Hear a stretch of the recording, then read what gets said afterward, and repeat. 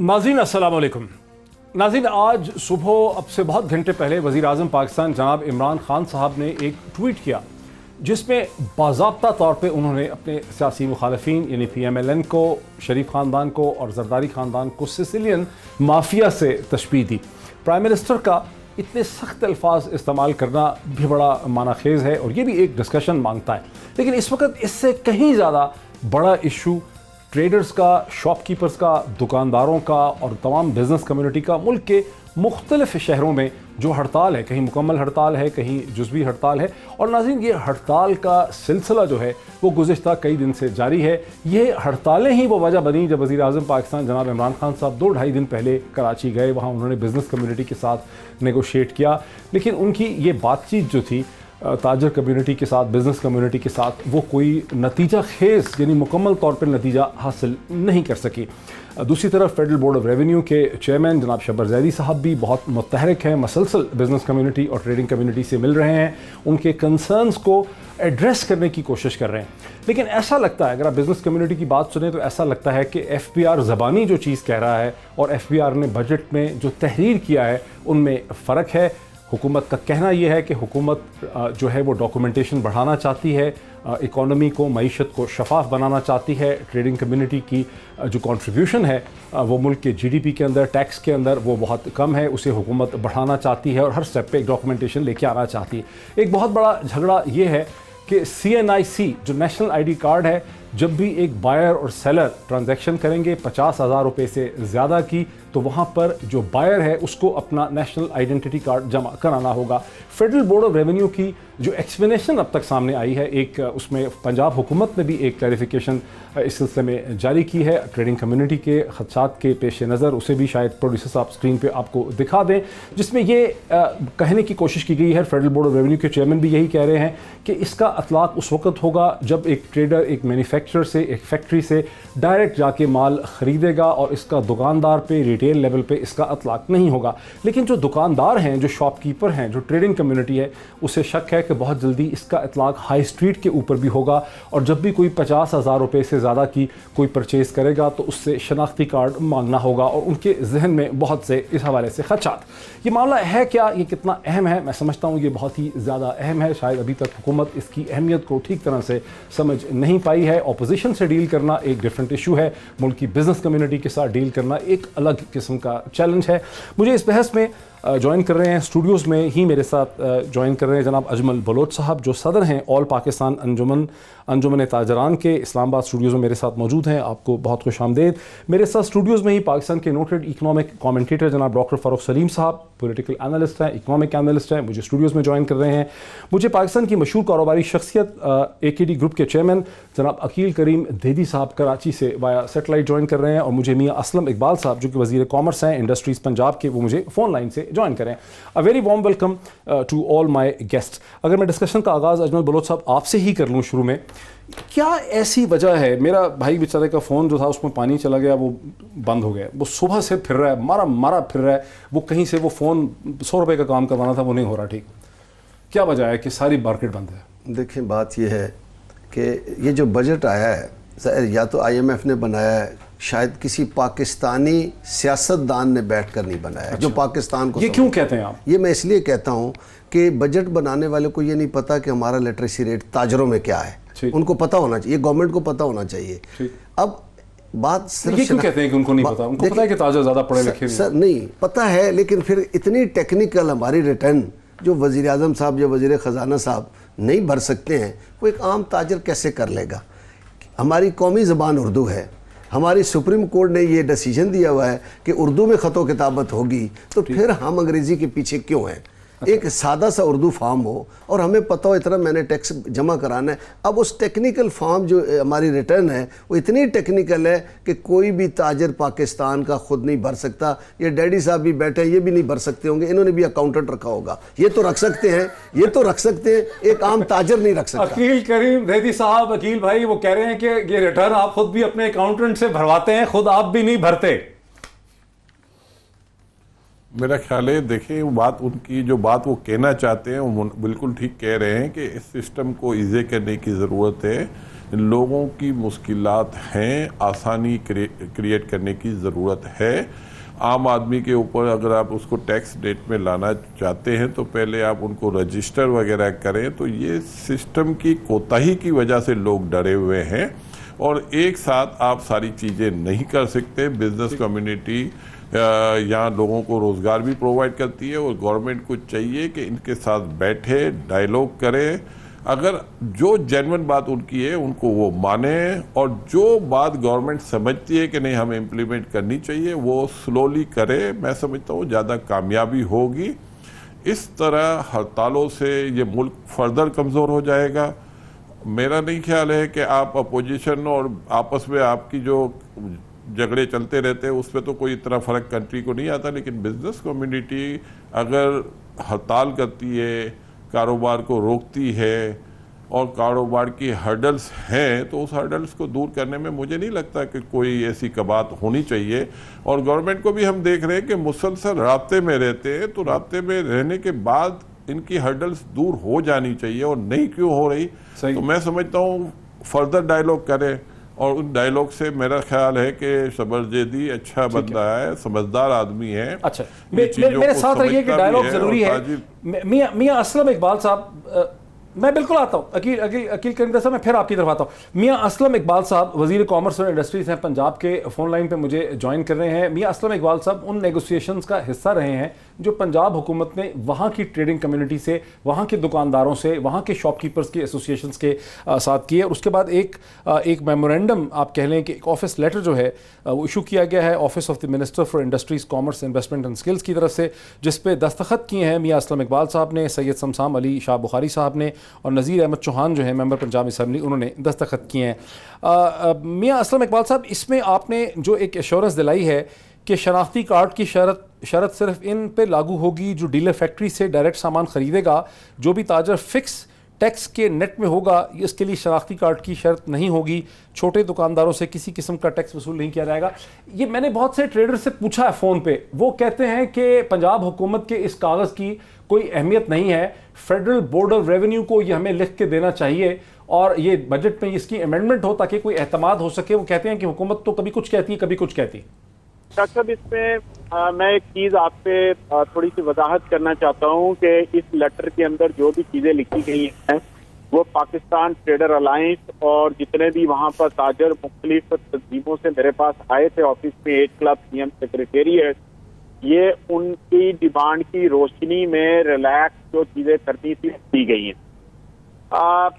अगर आप इससे अगली लाइन पढ़ेंगे तो उसके नीचे लिखा होगा कि ये तहरीर जो है वो चेयरमैन एसपीआर की मशावरत से जारी की गई है। अगर आपके पास लेटर पड़ा हुआ जी है, मेरे हाथ में लेटर जी। इन्होंने हमसे ये कहा कि जी एक्चुअली ना थोड़ी सी आपस में कम्युनिकेशन गैप रहा है, हम मानते हैं। इन्होंने क्या किया कि जो टैक्स नेट में नहीं है, जो डीलर अपने आप को टैक्स नेट में नहीं लाना चाहता, जो ताजर नहीं लाना चाहता, उसने नीचे वाला जो सब डीलर है और जो रिटेलर है उसको भटकाया है कि जनाब ये आपके ऊपर लग रहा है। हालांकि कैटेगोरिकली इसके अंदर लिखा गया है कि रिटेलर के लिए आईडी कार्ड की जरूरत नहीं है, सब डीलर के लिए आईडी कार्ड की जरूरत नहीं है, जो मेन डीलर फैक्ट्री से सामान खरीदेगा उसके लिए आईडी कार्ड की जरूरत है। और दूसरी डॉक्टर मुझे एक बात बताएं, मेरा ताजर माशाल्लाह जो डीलर है वो 5 करोड़ रुपए की गाड़ी पे तो फिरता है और वो ये हम कहते हैं कि जनाब नोट तो गिन लेता है, लेकिन जब महीने की बारी आती है तो हम कहते हैं लिटरेसी रेट नहीं है। तो वो अरबों रुपया तो कोई लॉजिक नहीं का। अच्छा, तो हम ये क्या इसका जवाब ले लेते, क्विकली जवाब दे दीजिए फिर मैं। सर मैं कह रहा हूँ एक सियासतदान जो कौमी असम्बली में जाता है, कई ऐसे सियासतदान हैं जो दस्तखत भी नहीं कर सकते और वो 2.5 करोड़ की गाड़ी में, ये कोई लॉजिक नहीं है। डॉक्टर साहब मेरी अर्ज सुनिए, वो जवाब आपने सुन लिया। झगड़ा सर देखें, इन्होंने चार्टर डिमांड अपना दिया, 7 घंटे मुसलसल इनके साथ मैराथन हुई हमारी डिस्कशन और उस बाद हमारे साथ ये सारे इश्यू फ्रेम किए जो आपके सामने पड़े हुए। यहाँ तक बात कर ली गई कि जी स्टॉक टेकिंग आप नहीं करेंगे, सेल्फ असेसमेंट होगी। मैंने कहा ठीक है, हम ये भी मान लेते हैं, चेयरमैन शबर जादी साहब ने ये भी मान लिया लेकिन हमने कहा जी रैंडमली हम इसको फिर चेक कर लेंगे। इन्होंने कहा है आप रैंडमली दुकानों पे आएंगे ही नहीं, हमारे गोडाउन में जाएंगे ही नहीं, हम जो भर के देंगे उसको मनोवन आप तस्लीम करेंगे। हमने वो भी तस्लीम कर लिया। अच्छा, हमने 50,000 रुपए से कम, हमने कहा अगर आप 4 ट्रांजैक्शन दिन में करते हैं, 5 करते हैं, हम आपसे नहीं पूछेंगे। हमने ये कहा कि जनाब जो छोटा ए बी सी 4 कैटेगरी है। अच्छा मेरे साहब, मैं जरा डॉक्टर फारूक साहब को भी इसमें लाऊं, लेकिन मुझे एक सवाल आपसे क्विकली पूछना है, कहीं वो रहना जाए, जो बहुत ही आज सारा दिन बर्निंग इशू रहा है। शनाख्ती कार्ड जो है एंड रिटेलर पे, जहां हाई स्ट्रीट पे सेल हो रही है, वहां पे फेडरल बोर्ड ऑफ रेवेन्यू क्या कह रहा है कि हर आदमी जो 50,000 रुपए से ज्यादा खर्चेगा वो अपना शनाख्ती कार्ड देगा? नहीं सर, नहीं नहीं नहीं नहीं, ये फैक्ट्री वाले के ऊपर है सर। जो आपका मेन डीलर है सिर्फ उस तक का है। मैंने वही अर्थ आपको एक्सप्लेन करने की कोशिश कर रहा था कि जो रिटेलर है उसको 4 कैटेगरी में सर हम डिवाइड कर रहे हैं, वो भी इनकी कंसेंट के साथ ताजर बरादरी की, कि जो डी क्लास है उसके ऊपर कोई टैक्स नहीं होगा। ठीक है। नंबर 2 जो सी क्लास है उसके ऊपर फिक्स टैक्स इनकी मुशावरत के साथ कोई निजाम वजह करके हम लगाएंगे।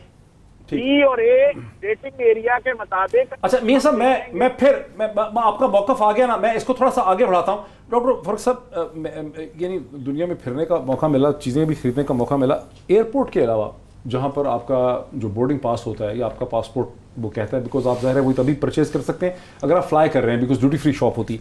वरना मैंने नहीं देखा कहीं दुबई के अंदर, लंदन में, अमेरिका में, जर्मनी में कि कोई आपको कहे कि अपना शनाख्ती कार्ड दें, आपने लैपटॉप खरीदा है $1000 का या $700 का या $800 का, 50,000 रुपये तो टोटल $300 बनते हैं या 260 के 50 पाउंड बनते हैं। ये किस किस्म की बात है कि 50,000 रुपये के ऊपर आप अपना शनाख्ती कार्ड देंगे, अपनी आईडी करेंगे? ये तो कोई जॉर्ज ऑरवेलियन किस्म की स्टेट पाकिस्तान में बनाने की कोशिश की जा रही है। Seriously. पाकिस्तान अनोखा लाडला मुल्क है दुनिया में, बड़ी अनहोनी बात। मतलब मैं भी आज सारा दिन ढूंढने की कोशिश करता रहा हूँ कि कोई मुल्क ऐसा मिल जाए जहाँ पे इस किस्म की शराइत रखी गई हूँ। कहीं नज़र नहीं आता, जहाँ भी मैं घूमा हूँ कहीं ऐसी देखिए, मकासद और मुतालबात। मकसद क्या है इस हड़ताल का, ताजर बरादरी का? अगर इनका मकसद ये है कि हमें टैक्स नेट में शामिल ना किया जाए तो ये गलत मकसद है। इस मकसद के लिए इनको कामयाब नहीं होने देना चाहिए। ये मकसद है आपका? ये मुतालबात। अब देखिए, पहला मुतालबा अगर ये कहते हैं कि 50,000 रुपये वाला आईडी, ये इनका बिल्कुल वाजिब मुतालबा है, ऐसी कोई शर्त नहीं होनी चाहिए। ये हुकूमत के अपने नुकसान में है। अगर ये शर्त आती है तो मईशत का पहिया जो है वो स्लो डाउन हो जाएगा। 1200 रुपए का तो मटन है, 1200-1300 रुपए का तो 1 किलो मटन मिलता है। तो फिर 10 किलो मटन खरीदा आपने, आप 12-13 रुपए का। तो हुकूमत के खजाने में टैक्स आप लिख लीजिए कम हो जाएगा, ज्यादा नहीं होगा।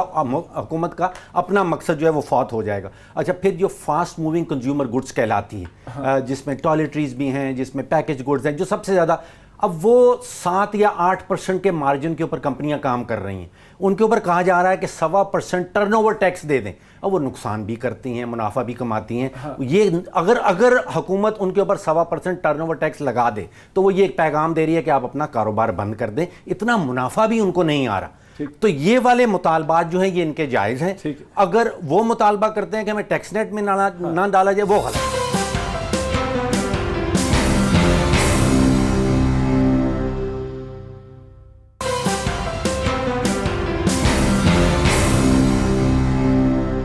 नाज़रीन, वेलकम बैक। सीधा चलते हैं अकील करीम देदी साहब की तरफ। अकील करीम देदी साहब, अगर 51,000 ट्रेडर हों इस्लामाबाद में, सिर्फ इस्लामाबाद रावलपिंडी में या सिर्फ इस्लामाबाद में, और उसमें से 7,000 ट्रेडर अपना रिटर्न फाइल करें, तो ट्रेडर्स की गलती है या वही फेडरल बोर्ड ऑफ रेवेन्यू की गलती है जो बैठा भाई इस्लामाबाद में? मेरा ख्याल है, देखें, इसमें गलती किसी की भी नहीं है, हमारे सिस्टम की गलती है। जो हमने लोगों को रागिब नहीं किया, हमने लोगों के लिए डिफ़िकल्टीज क्रिएट की, जिसकी वजह से लोग डरे हुए थे, लोग रिटर्न की तरफ जाते हुए घबराते थे। एक आदमी अगर रिटर्न जमा नहीं करता तो उसका ये मकसद नहीं है कि वो टैक्स नेट में नहीं है। बहुत सारे ऐसे लोग हैं जो बगैर रिटर्न भरे भी टैक्स नेट में आते हैं। लेकिन मैं ये समझता हूँ कि आपको उनको तरीके से समझाने की ज़रूरत है। ये झगड़े फसाद वाली बात है नहीं, और FBI बखूबी जानता है कि कोई भी आदमी नहीं चाहता कि वो टैक्स ना दे, हर आदमी की ख्वाहिश है। मेरा ये ख्याल है कि ये जो डायलॉग होते हैं और जो ये एंड ऑफ द डे वो मुझे लगता है उसका कोई रिजल्ट नहीं आता, तो इनको साथ बैठने की ज़रूरत है और इसको रिजल्ट की तरफ लाना चाहिए। गवर्नमेंट कुछ चीज़ें अपनी वापस ले ले और उसके लिए इनको टाइम दे दे, और ये टाइम दे देंगे तो कोई फ़र्क नहीं पड़ेगा। जो चीज़ 72 साल से चली आ रही है, अगर वो 6 महीने डिले भी हो जाती है उससे कोई फ़र्क नहीं पड़ता। देखें, इस बजट में जो लोगों को डिफ़िकल्टीज हुई हैं, जो सोचने वाली बात है कि हमारी गवर्नमेंट इस वक्त अपने आप को बचाने के लिए, अपनी इंपोर्ट को कम करने के लिए मॉनेटरी टाइटनिंग में जा चुकी है, और उसकी वजह से आपकी इकोनॉमी स्लो हुई है, उसकी वजह से आपकी डिमांड कम हुई है, और ये कंडीशन कोई बहुत ज़्यादा अच्छी नहीं है। और आपको सबको ये पता होना चाहिए कि इंडस मोटर है या वो आपका ये ओंडा मोटर है, इन्होंने अपने 15-15 दिन के लिए प्लांट भी बंद किए हैं। तो मेरा ये ख्याल है कि इतनी डिफ़िकल्टीज क्रिएट हमें नहीं करनी चाहिए। लोगों की कुछ बातें मान के, अगला साल भी आना है, अगले साल के बाद अगला साल भी है, आप अपनी चीज़ें इम्प्लीमेंट करने के लिए कुछ टाइम ले ले। और ये कंडीशन इतनी ज़्यादा अच्छी नहीं है कि आप लोगों को हड़ताल की तरफ भेजें। मियां असलम इकबाल साहब, अकील करीम, ठीक है, मियां असलम इकबाल साहब, अकील करीम देदी साहब की ये बात मेरे जहन में बहुत लगती है, मुझे बहुत समझ आती है उनकी बात कि एक ऐसा सिस्टम जिसमें इनफॉर्मल इकोनॉमी रही है, जिसके डिफरेंट कन्वेंशन रहे हैं, जहां मामला ठीक नहीं थे, जहां डॉक्यूमेंटेशन नहीं थी, वहां आहिस्ता आहिस्ता धीरे धीरे स्टेप बाय स्टेप चलने की ज़रूरत है। ये जो एटीट्यूड आपकी हुकूमत का है कि हम नहीं मानेंगे, हम नहीं रिलेंट करेंगे, हम बात नहीं करेंगे, एक ऐसी हुकूमत का जिसने अपनी ऑपोजिशन के साथ भी बैटल लाइंस ड्रॉ की हुई हैं।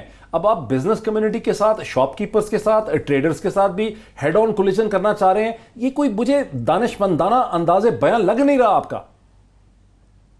अच्छा डॉक्टर साहब, मैं डैडी साहब वकील करीम डैडी साहब की बात से बिल्कुल मुत्तफिक हूँ, लेकिन इसके साथ साथ जो पहले आप फिलोज साहब के साथ बात कर रहे थे ना कि जनाब एक कस्टमर जाएगा, वो 50,000 की खरीदारी करता है तो उसको आईडी कार्ड देना पड़ेगा। सही नहीं देना पड़ेगा। आईडी कार्ड का मसला ही नहीं है सर आईडी कार्ड का मसला उधर नहीं है रिटेलर के पास सर।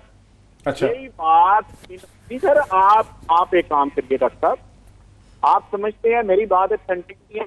मैं कॉमर्स का मिनिस्टर हूँ पंजाब का, ऑब्वियसली मैंने कुछ डिस्कशन ऊपर की ही है, हम एक जगह पर बैठे हैं, जो हमारे कॉन्सेप्ट आपस में क्लियर है, उसके बाद मैं आपसे बात करूंगा, अदरवाइज मैं ऐसे बात ना करता हवा में। कोई भी अगर लेट से आप एक दुकान पे जाते हैं बाजार में, किसी रिटेलर के पास आप 50,000 का सामान खरीदते हैं या लाख रुपए का सामान खरीदते हैं, ये तो आपको जरूरत नहीं है, आप वहां पर सेल टैक्स पे कर रहे हैं, वो तो प्रोडक्ट में पीछे से लग के आ रहा है, आपने देना ही देना है, वो पास थ्रू है, वो तो हो गया। लेकिन जहां पर ये गलत चीज बयान करना कि जनाब जो भी दुकान के ऊपर 50,000 की चीज खरीदने जाएगा, 50,000 रुपए से ज्यादा होगी, उसको आईडी कार्ड देना पड़ेगा, ऐसी बात ही नहीं है। अच्छा मियां साहब, मैंने मियां साहब शब्बर साहब ने हमसे की है। मैंने मियां साहब टेलीफोन बेचने वाले हैं, जो मोबाइल फोन बेचने वाले दुकानदार हैं, कुछ वकील हैं टैक्स के, कुछ इनकम टैक्स के लोग भी हैं डिपार्टमेंट के, उनसे मैंने बात की है। वो कहते हैं कि जो लोग सेल्स टैक्स के लिए रजिस्टर्ड हैं, इस वक्त 47,000 नहीं है, लेकिन जो भी सेल्स टैक्स के लिए रजिस्टर्ड है, जब वो एक चीज बेचेगा, हाँ वो फ्रिज बेचता है या टीवी बेचता है या एसी बेचता है या मोबाइल फोन बेचता है, जब वो बेचेगा तो उससे जो बायर है, उस बायर का शनाख्ती कार्ड लेके रखना पड़ेगा। ये एक चीज वाकई ही मसला है, इसकी कुछ थोड़ी सी वजाहत कर दें। शब्बर साहब ने कहा कि नहीं होना पड़ेगा, लेकिन लोग कह रहे हैं कि जो बजट की लैंग्वेज है उसका मतलब यही बनता है। सर गुजारिश ये है, जिन्होंने बजट बनाया है और जो बंदा आपका कम से कम उस फील्ड का एक टॉप आदमी है, जो लोगों के साथ डील करता है, जिसकी अपनी भी कंसल्टेंसी की स्पेशलिटी उसकी में रही है, या तो उसकी बात मान ली जाए। अगर फर्ज करें इन्हें बात नहीं समझ आ रही, हमें बताएं, हम इनके पास आ जाते हैं अपनी टीम लेके, अपनी ताजर कम्युनिटी को बिठा लें, हम इनके साथ बैठते हैं, इनका मसला हल करते हैं। जहां तक कम्युनिकेशन गैप है, उस गैप को हम दूर करने की कोशिश करते हैं। तो मियां साहब, एफबीआर एक नोटिफिकेशन क्यों नहीं इशू कर देता क्लैरिफिकेशन के लिए, ऑफिशियल नोटिफिकेशन, जो एफबीआर का तरीका है? सर गुजारिश ये है कि जो मैंने, आप बिल्कुल ठीक कह रहे हैं, वो भी मैं करवा देता हूँ।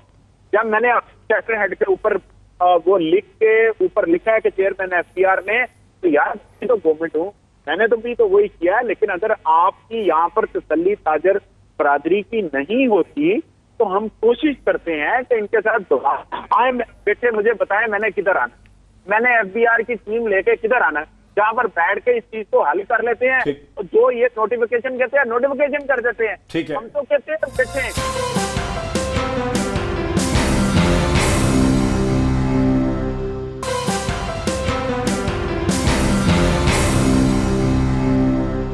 दूसरे बिजनेस ट्रेडर ये कहते हैं कि जी मियां साहब जो है ना, डॉक्टर फरूख साहब वो ये कहते हैं कि मियां साहब तो सियासी आदमी है। तो जो सियासी आदमी है मियां असलम इकबाल तो एक पुराने सियासी आदमी है जिनकी बड़ी रिस्पेक्ट है बिजनेस कम्युनिटी के अंदर भी, खुद भी शायद बिजनेसमैन है।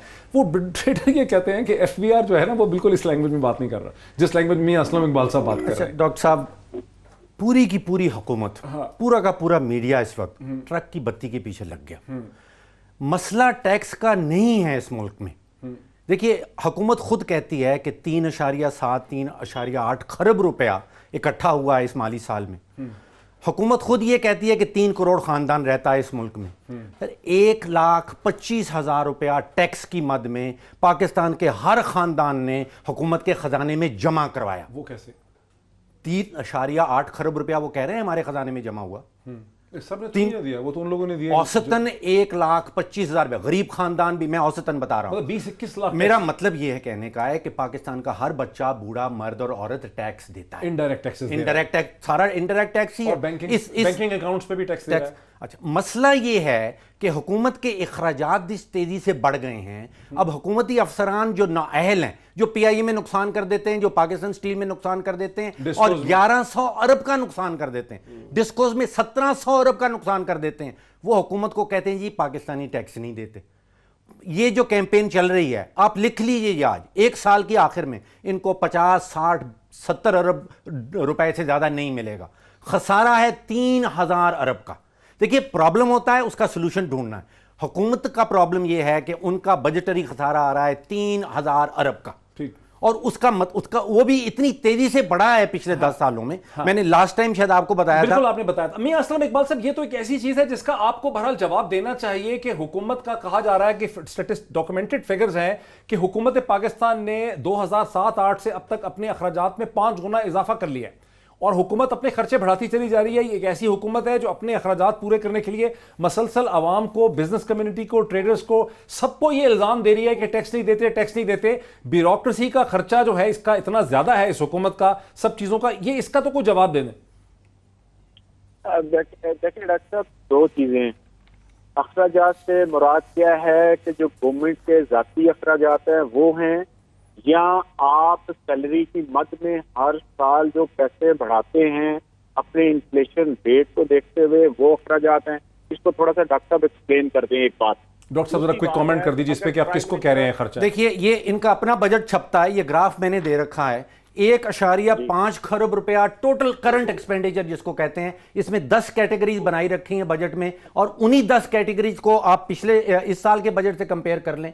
10 सालों में 1.5 खरब रुपए के टोटल करंट एक्सपेंडिचर और आज 7.2 खरब। पूरी दुनिया में कोई मुल्क आपको ऐसा नहीं मिलेगा जिसमें 10 सालों में 500% अपने अखराजात में इजाफा कर लिया। जी मियां असलम इकबाल साहब, ये करंट एक्सपेंडिचर है हुकूमत का जो 5 गुना बढ़ गया। मेरी अर्ज सुने सर, दो इसमें अखराजात है। एक अखराजात ये है कि जो सीएम है, सीएम के जो मिनिस्टर्स हैं, उसकी जो कैबिनेट है, उसके अखराजात के बारे में पहले बात कर लें। क्या वो कम हुए हैं या सर वो तो बहुत थोड़ा हिस्सा होगा ना मियां असलम इकबाल साहब। ये 0.5% वाली बात कर रहे ये हैं। तो 1% भी नहीं होगा वजीर आजम के सेक्रेटेरिएट का खर्चा। मेरी अर्ज सुनिए ना, मैं सर मेरी अर्ज सुनिए। मैं ये अर्ज करने की कोशिश कर रहा हूँ कि जो वजीर आला, उनकी कैबिनेट और कैबिनेट के जो ऑफिसेज हैं, उनके जो अखराजात है 58% पिछली गवर्नमेंट की निस्बत सर इररिलेवेंट, इसका कोई ताल्लुक कम नहीं। की। ठीक नहीं, अगर आप कहते हैं कि इररिलेवेंट है, इस लिहाज से हमने अपने ऊपर सबसे पहले लागू किया, तो ठीक है, आपकी नजर में इररिलेवेंट है। मैं सर ये कुछ और कह रहे हैं डॉक्टर साहब। देखिए, मैं कह रहा हूं 1100 अरब रुपया इस साल पीटीआई की हुकूमत के दौरान पीआईए, पाकिस्तान स्टील और बाकी 195 इदारों में नुकसान हुआ है या नहीं हुआ। इस वक्त हमारे गर्दिशी कर्जाजात जो डिस्को के नुकसान, वो 1700 अरब हैं या नहीं है? बिल्कुल हुआ है डॉक्टर साहब, Thank you. बिल्कुल हुआ है। तो जब हुआ है तो फिर उसको ठीक कैसे करना है? अब उसको ठीक करने के लिए गवर्नमेंट अपनी रिफॉर्म्स लेकर आ रही है। जब गवर्नमेंट इसको स्टेप बाय स्टेप करेगी, या एक काम गवर्नमेंट ये कर, मियां साहब लेकिन 10 माह में तो कोई रिफॉर्म सामने नहीं आई हुकूमत की पीआईए के हवाले से। अरे तो अब मियां साहब ये चाह रहे हैं कि मेरे टैक्स के पैसे इसमें डुबो दिए जाएं। सर मेरी और सुनिए डॉक्टर साहब, अगर तो डॉक्टर साहब ये चाहते हैं कि पीआईए का रातों रात खसारा बंद करना है, तो फिर ये बात ज़हन में रख लें, अगर 1000 बंदे की जरूरत थी, वहां पर 5000 बंदा आप भर्ती करके चले गए हैं, तो फिर रातों रात 4000 को मैं निकाल के सड़क के ऊपर बिठा दूं और मैं ये कहूं कि मैं आपको निकाल रहा हूं, तो मैंने यहाँ के मेन तो आपके वही प्रॉब्लम है, और तो प्रॉब्लम वहां पर कोई नहीं है। इसके अलावा जो आपके दूसरे तीसरे अखराजात है, उनको आपने देखना है, आपने किस तरह करना है।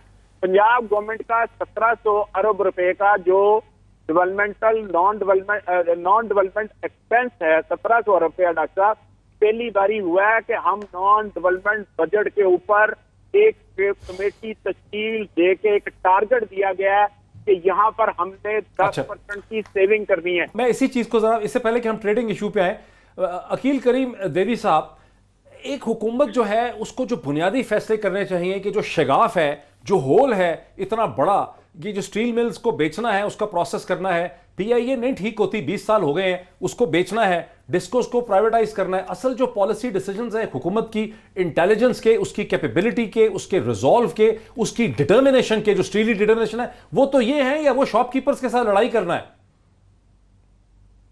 देखिए, मैं आपको एक बात बता दूं, अगर हम ये कहेंगे कि पीआईए अपने आप को बेहतर नहीं कर रही, तो हम ज्यादती करेंगे, क्योंकि मैं ये देख रहा हूं पीआईए तो बेचें उसको। काफ़ी हद तक हम अब कंट्रोल कर रहे हैं अपने लॉसेस पे, तो और केस फ्लो काफ़ी बेहतर किया है। तो हाँ, ये हम कह सकते हैं कि ये सारी जगहों पे गवर्नमेंट को रिफॉर्म्स लाने पड़ेंगे, क्योंकि रिफॉर्म्स के बगैर आगे काम नहीं चलेगा। गवर्नमेंट इस वक्त जो ट्रेडर्स से जो नाराज़गी चल रही है, ये बहुत माइनर सब्जेक्ट है गवर्नमेंट के लिए, और इसको जल्द से जल्द हल करना चाहिए। गवर्नमेंट को मेजर रिफॉर्म्स लाने हैं, वो उन जगहों पे जहाँ आप, जैसे सर्कुलर डेट है बिकॉज ऑफ आईपीपीज, उसमें आपके पैसे ज़्यादा हैं। आईएमएफ ने भी कहा है कि 900 अरब रुपए की कैपेसिटी पेमेंट है। तो ये जो सब्जेक्ट है, ये आपके लिए बड़े इम्पोर्टेंट है। यहाँ अगर आप अपना दिमाग लड़ाएंगे तो आपकी कुछ ना कुछ बचत हो जाएगी। अगर ये इन ट्रेडरों के साथ हम जिस तरह हठधर्मी लेके बैठे हुए हैं, इसकी ज़रूरत नहीं है। ये बहुत माइनर सब्जेक्ट है, इसको जल्द से जल्द सबरजेदी हो या हमारे फाइनेंस मिनिस्टर हो या कॉमर्स मिनिस्टर, इसको मिल के रिजॉल्व कर सकते हैं। ये गवर्नमेंट के लिए कोई बहुत बड़ा सब्जेक्ट नहीं है, और मैं ये समझता हूँ अगर उनसे ये नेगोशिएशन नहीं होती तो हम जैसे लोगों को बीच में डाल दें, इंशाअल्लाह ताला यकीन से कह सकते हैं कि ये इतना बड़ा इशू नहीं है जिसको इन्होंने अभी तक रिजॉल्व नहीं किया, जितना इन्होंने इसको बना दिया है। अकील करीम बेदी साहब, मुझे एक ब्रेक लेनी है, लेकिन बहुत ही दिलचस्प ऑफर कर दी है अकील करीम बेदी साहब ने कि अगर हुकूमत खुद से या federal board of revenue negotiation नहीं कर पा रहा ट्रेडिंग कम्युनिटी से, दुकानदारों से, शॉपकीपिंग कम्युनिटी से, तो अकील करीम बेदी साहब और इस तरह की जो शख्सियात हैं उनको इन्वॉल्व करें इस नेगोशिएशन के अंदर। आज के इस प्रोग्राम की जो अभी तक की बात सामने आई, वो कम अज़ कम ये है कि जो खौफ है ट्रेडिंग कम्युनिटी का, दुकानदारों का, कि हर बायर को अपना एक आईडी कार्ड देना होगा और वो आईडी कार्ड कलेक्ट करना होगा, वो कम अज़ कम पंजाब के मिनिस्टर जो हैं इंडस्ट्रीज़ के, वो कहते हैं कि ये बात सही नहीं है। शायद फेडरल बोर्ड ऑफ रेवेन्यू भी इस हवाले से एक नोटिफिकेशन जो है कर दे। एक ब्रेक लेते हैं और ब्रेक के बाद वापस आके इस डिस्कशन को आगे बढ़ाते हैं।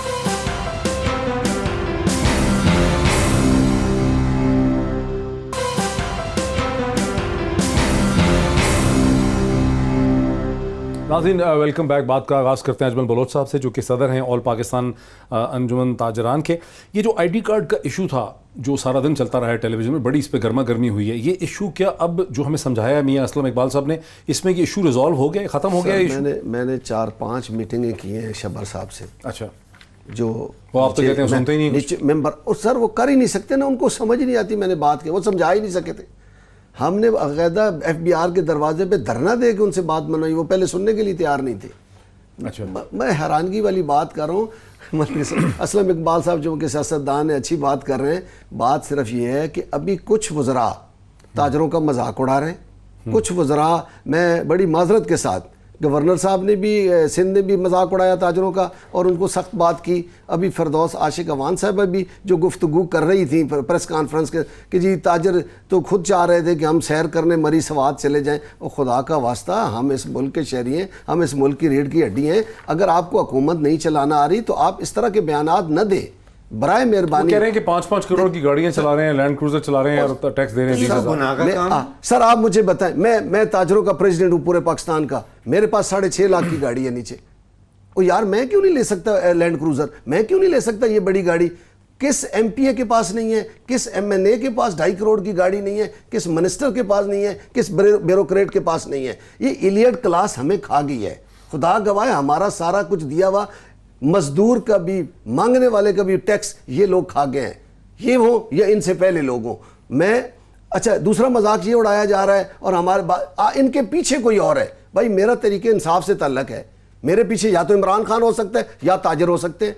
ये कैसे मजाक उड़ा रहे हैं, ये कैसी बातें कर रहे हैं कि इनको अगर बात करनी नहीं आ रही। खुदा का वास्ता यार, इशफाक तोला साहब बेहतरीन आदमी है, इनमें डैडी साहब की बात को मैं बड़ा पसंद कर रहा हूँ कि इशफाक तोला साहब ने हमें कहा आपके मुतालबात जायज़ हैं, अनामली कमेटी के वो मेंबर हैं या चेयरमैन है। हम चाहते हैं वजीर आजम साहब एक तरफ बैठे हैं। क्या वजह है कि डेडलॉक है? सर डेडलॉक जो नीचे शब्बर जैदी साहब छलांगे मार रहे हैं कि मैं कोई बड़ा तीर मार लूंगा इमरान खान साहब के लिए, वो उल्टा उनको मुसीबत में डालेंगे। ये मेरे से लिखवा लें, 22 साल तजर्बा है। मैंने मुशर्रफ की टीम से भी देखिए, शौकत अजीज साहब ने क्या किया था, 17 दिन पाकिस्तान बंद रहा, 17 दिन लगातार बंद रहा। आखिर उन्होंने बैठ कर कहा बात करते हैं, हमें क्या कहा, सेल्फ असेसमेंट स्कीम देते। हमने कहा महकमे को हमसे हटा दें। उन्होंने महकमे से क्यों सर सुन लें, उन्होंने ऑर्डर जारी कर दिए कि महकमे का आदमी न प्रेमिसेस पे जाएगा ना नोटिस भेजेगा। अगले साल उन्होंने ऐलान किया कि 3 गुना ज्यादा टैक्स आया है। हमने 10% बढ़ा के 9 साल उन्होंने उसी पॉलिसी को चलाया, यानी हर साल आप 10% बढ़ा के जमा करा। फिर जो मौजूदा मुशीर खजाना है पीपल्स पार्टी गवर्नमेंट में, ये 5 साल रहे, 5 साल इन्होंने उसी पॉलिसी को फॉलो किया। इसहाक डार साहब ने, और इनके लिए पता नहीं क्या मुसीबत आ गई है, कर्जे भी ज्यादा लिए जा रहे हैं, वो भी कर्जे ज्यादा ले रहे थे और हमें मुसीबत में भी डाल रहे हैं। हम फिक्स टैक्स, अगर 51,000 लोग फिक्स टैक्स देते हैं, 7,000 लोग थोड़ा कितना टैक्स देते होंगे, 51,000 का, या 41 लाख लोग पूरे पाकिस्तान में कमर्शियली रजिस्टर्ड हैं। हम पिछले 20 साल से कह रहे हैं कि उनको नेट में लाना कौन सा मुश्किल है, एक बिल के साथ नोटिस भेज दें कि आप रिटर्न फाइल क्यों नहीं करते। अब महकमे का आदमी भेज रहे हैं ना, सर नहीं हो रहा। पिछले 20 साल से महकमे का आदमी उसको लाने ही नहीं देता। सर अभी ये जो स्कीम आई है, एमनेस्टी स्कीम आई है, इसमें लाखों अरबों रुपए कमाए हैं एफबीआर के लोगों ने। किस लिए?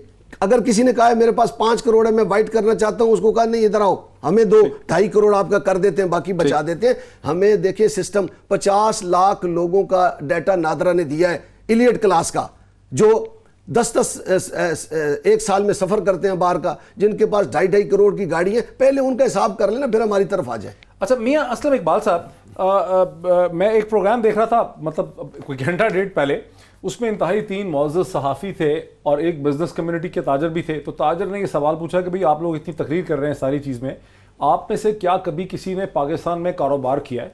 क्या आपने बिजनेस का टैक्स रिटर्न फाइल किया है? तो जवाब मनफी था, एक पूरी खामोशी जो है वहाँ पे तारी होगी। कहीं ऐसा तो नहीं है कि पाकिस्तान का जो मतवस्त तबका है, पढ़ा लिखा तबका है या ब्यूरोक्रेसी है, उसको अंदाज़ा ही नहीं है कि पाकिस्तान के हाई स्ट्रीट के ऊपर दुकान चलाना, दुकानदारी करना, कारोबार करना कितना मुश्किल है? देखें डॉक्टर साहब, हर बंदा अपनी अपनी फील्ड में रह कर अपने अपने मामला को देखता है। कारोबार तो एक कॉमन सेंस की बात है, किसी ने अपने लिहाज से जो भी बंदा ड्राइव करता है चीज़ों को आगे की तरफ लेकर चलता है। मैं यहाँ पर ये बात अर्ज करना चाह रहा हूँ, ये जो आज पाकिस्तान में हड़ताल हमारे नज़दीक जुज़वी हुई है, बलोच साहब के नज़दीक ज़्यादा हुई है। आप कह हुई नहीं है, आप कहते हुई नहीं है सर, कोई मसला नहीं। चले जुज़वी हुई है या मुकम्मल हुई है, लेकिन कुछ ना कुछ तो हुआ है। मैंने तो सर पहले अर्ज कर दी है ना, मैंने कहा इनके नज़दीक है। मैं इस चक्कर में नहीं पढ़ रहा, मैं इस चक्कर में पढ़ रहा हूँ कि भाई बात सुने, इसका वे फॉरवर्ड क्या है। अभी प्रोग्राम खत्म हो जाएगा, हमने एक दूसरे पॉइंट स्कोरिंग बिल्कुल नहीं करनी, हमने ये सोचना है कि आगे कैसे बढ़ना है। आपको प्रॉब्लम्स हैं, आप हमारे साथ बैठ जाएं। आप हमारे पास नहीं आना चाहते, मुझे बुला लें। अब मैं चेयरमैन एसडीआर को लेके आपके पास आ जाता हूँ। इसका हल तलाश कर लेते हैं। अगर आप समझते हैं कि यार इन दोनों के अलावा भी किसी और भी शख्सियत को होना चाहिए, उसको भी बिठा लेते हैं। भाई ये इकोनॉमी हम चलाना चाह रहे हैं, हम चाह रहे हैं कि ये मुल्क चले, मुल्क में टैक्स इकोनॉमी चलेगी, टैक्स इकट्ठा होगा। हम इस तरह लेकर चलना, हम ये नहीं है कि जनाब इकोनॉमी चले ना चले हमें टैक्स दे दें, हम बिल्कुल ऐसी बात नहीं। लेकिन हमारा एक जायज जो हुकूमत की बात है वो भी थोड़ी सी माननी है। वो ये है कि भाई जो आपका टैक्स एक बंदा है, मैंने उधर ताजरों से बैठ के जब मुज़ाकरात कर रहा था, मैंने कहा ठीक है यार डीलर हो जाए, कहता जी मैंने नहीं होना, मैंने नहीं रजिस्टर होना। मैंने कहा क्यों भाई क्यों नहीं होना आप? कहता नहीं जी हम नहीं रजिस्टर होंगे, हम होंगे ही नहीं, टैक्स की तरफ भी नहीं आएंगे। सर ऐसे तो सिस्टम नहीं चलेगा। ऐसी बात नहीं है, ऐसी बात। मियां असलम इकबाल साहब, आप सही कह रहे हैं। इस वफाकी काबीना ने, पंजाब की काबीना ने अपने खर्चे कम किए हैं। पहली दफ़ा है कि वज़ीर आज़म पाकिस्तान अमेरिका जा रहे हैं, बजाय इसके कि एक 5 स्टार होटल में ठहरे, वो एम्बेसी में ठहर रहे हैं। यहाँ आज प्राइम मिनिस्टर के ऑफिस में किसी को चाय भी बड़ी मुश्किल से मिलती है, बिस्किट चिस्कुट भी नहीं मिलते, वहाँ तक तो है। लेकिन ये तो अखराजात के, हुकूमत के अखराजात का, जैसा कि डॉक्टर फ़ारूक सलीम साहब ने कहा, ये तो उसका 1% भी नहीं बनता। असल मसले तो ब्यूरोक्रेसी के खर्चे हैं।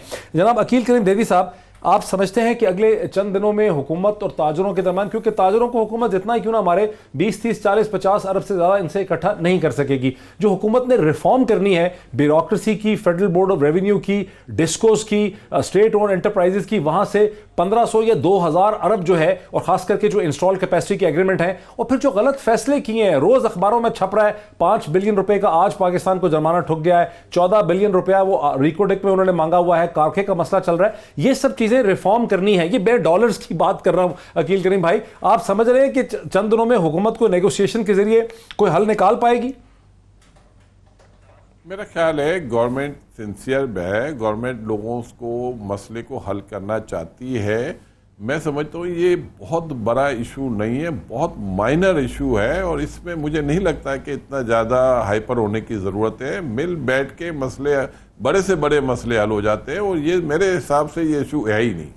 और ये सिर्फ और ट्रस्ट का डेफिसिट है, और सबको, हमको एक दूसरे पे, गवर्नमेंट को भी हम पे ट्रस्ट करना चाहिए, हमें भी गवर्नमेंट पे ट्रस्ट करना चाहिए, क्योंकि जिस तरह की बातें हो रही है उससे ये लग रहा है जैसे मियां असलम साहब कह रहे हैं कि हमने शनाख्ती कार्ड की तो पाबंदी रखी नहीं है, बलोच साहब कह रहे हैं कि नहीं उन्होंने रखी हुई है। तो ये मैं समझता हूँ ये तो इशू है नहीं, और गवर्नमेंट उन शनाख्ती कार्ड को लेके उसका कोई भी डेटा इकट्ठा नहीं हो सकता, क्योंकि जितनी तादाद में लोग हैं इतने तो लोग FBI के पास है ही नहीं कि वो डेटे को इकट्ठा कर सके।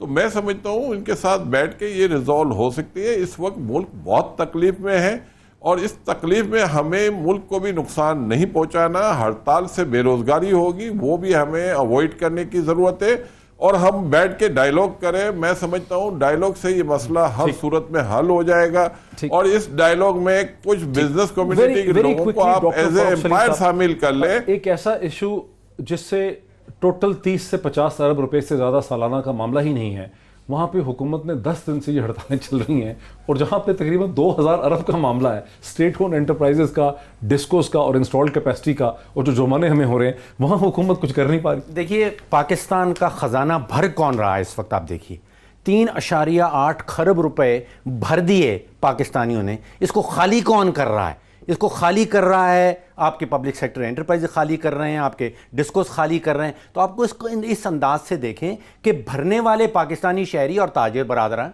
ये खुद कहते हैं ना कि 3.8 खरब रुपए हमारे पास जमा हुआ। ये किसने जमा किया? तो आया कहां से? तो खजाना भर रहे हैं ये लोग बैठे हुए, और खजाना खाली कौन कर रहा है उसके पीछे जाएं। जो लोग खजाना खाली कर रहे हैं वो आपके कान में डाल देते हैं कि जी पाकिस्तानी टैक्स चोर हैं। देखिए कोई भी मुज़ाकरात शुरू करने से पहले अगर आप ये अस्यूम कर लें कि आप जिससे मुज़ाकरात करने वो चोर है, तो फिर तो मुज़ाकरात आगे नहीं बढ़ेंगे। बहुत शुक्रिया, हमारा वक्त ख़त्म हुआ। ये तमाम बहस आपने देखी। नाज़रीन, मेरा तो कम अज़ कम इसी किस्म का एक नतीजा बनता है कि एक ऐसी हुकूमत जो मेगा करप्शन जो है, बिजनेस जो पब्लिक ऑफिस की मेगा करप्शन के ख़िलाफ़ जब इमरान खान साहब की हुकूमत ने एक स्टैंड लिया हुआ है, एक बैटल ग्राउंड है, एक महाज है इस वक्त मुल्क में, उसमें मज़ीद महाज खोलने, बिजनेस कम्युनिटी के साथ 20 से 50 अरब के लिए इतना बड़ा झगड़ा करना कि 8-10 दिन से जुज़वी हो कि मुकम्मल हो, हड़ताल हो, दुकानें बंद हो, सर्विस सर्विसेज लोगों को ना मिल रही हों, ये कोई दानिशमंदी नहीं है। जो कोई भी हुकूमत को इस्लामाबाद में बैठे ये मशवरे दे रहा है, उसकी या तो अंडरस्टैंडिंग बड़ी कम है,